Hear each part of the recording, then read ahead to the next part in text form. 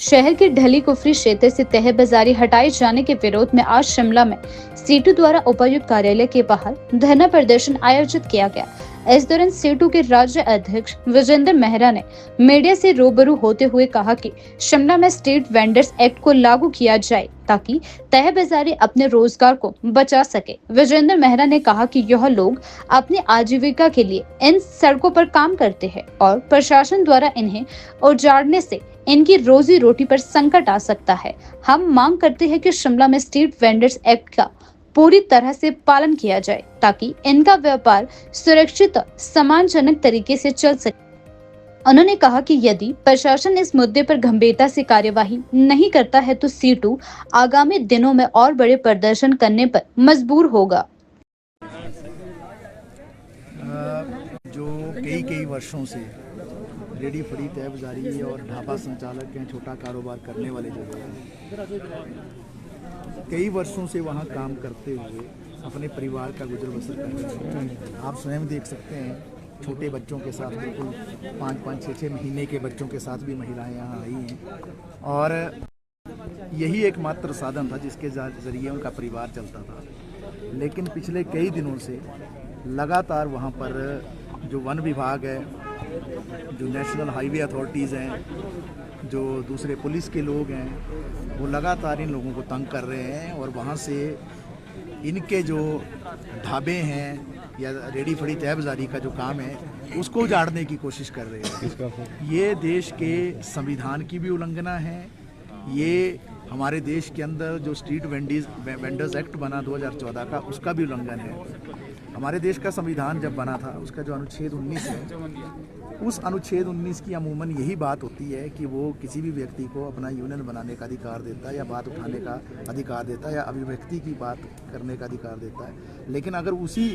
अनुच्छेद में आगे बढ़ें तो उसके अंदर ये स्पष्ट रूप से लिखा गया है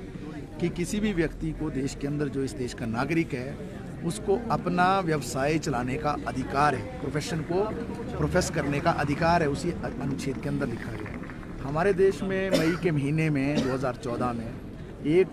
कानून बना जिसको स्ट्रीट वेंडर्स एक्ट कहा गया। उस स्ट्रीट वेंडर्स एक्ट में जो माननीय सुप्रीम कोर्ट के दिशा निर्देश पर बना था, 2007 में माननीय सुप्रीम कोर्ट में एक केस पहुंचा था और माननीय सुप्रीम कोर्ट ने निर्देशित किया केंद्र सरकार को कि एक ऐसा कानून बनाया जाए जिसमें जो रेडी फड़ी तय बाजारी का काम करते हैं, छोटे जो कारोबारी हैं, ढाबा संचालक हैं, उनको सेटल किया जाए। कानून के अंदर लिखा है उसको उजाड़ा नहीं जाए, ये शब्द लिखा है कि उनको उजाड़ा नहीं जा सकता है, उनको सेटल करना है। और अगर मान लो कभी सरकार को या प्रशासन को ये लगता भी है कि कोई ऐसी जगह है जहाँ एम्बुलेंस ले जाने में दिक्कत है या फायर ब्रिगेड ले जाने में दिक्कत है, तो वहाँ से अगर उनको डिस्प्लेस भी किया जाएगा तो ऐसी जगह बसाया जाएगा जहाँ उनका कारोबार चले। तो वो जिस जगह ये कारोबार कर रहे हैं, आपको मालूम है, वो डबल लेन सड़क है, बहुत चौड़ी सड़क है, वहाँ किसी का कोई गाड़ियों की आवाजाही में कोई प्रॉब्लम नहीं है, किसी को वहाँ कोई दिक्कत नहीं है। साइड में खड़े होकर छोटा छोटा कारोबार ये करते हैं, दिहाड़ी लगाते हैं, उसके ज़रिए अपने परिवार को चलाते हैं। तो हम ये कहना चाहते हैं आज के इस प्रदर्शन के माध्यम से डीसी ऑफिस के बाहर एसपी से भी हम गुजारिश करेंगे, डीसी महोदय से गुजारिश करेंगे, वन विभाग की जो अथॉरिटीज़ हैं, जो नेशनल हाईवेज़ की अथॉरिटीज़ हैं, उनसे ये कहना चाहते हैं कि ये पूरी तरह से उजाड़ने की जो नीति है ये देश के संविधान के अनुरूप नहीं है, ये कानून के विरुद्ध है और इसलिए तुरंत इसको रोका जाना चाहिए, क्योंकि ये मसला लोगों के जीने का मसला है। और हमारे संविधान में अनुच्छेद 21 जो है उसमें जीने का अधिकार दिया गया और जीने के अधिकार की जब जब बात होती है तो आपको मालूम है, रोटी, कपड़ा और मकान उस जीने के अधिकार के साथ जुड़ा हुआ है। रोटी का मतलब रोजी रोटी का सवाल है, रोज़गार का सवाल है। अगर सरकारें रोज़गार नहीं दे पाती हैं सरकारी क्षेत्र में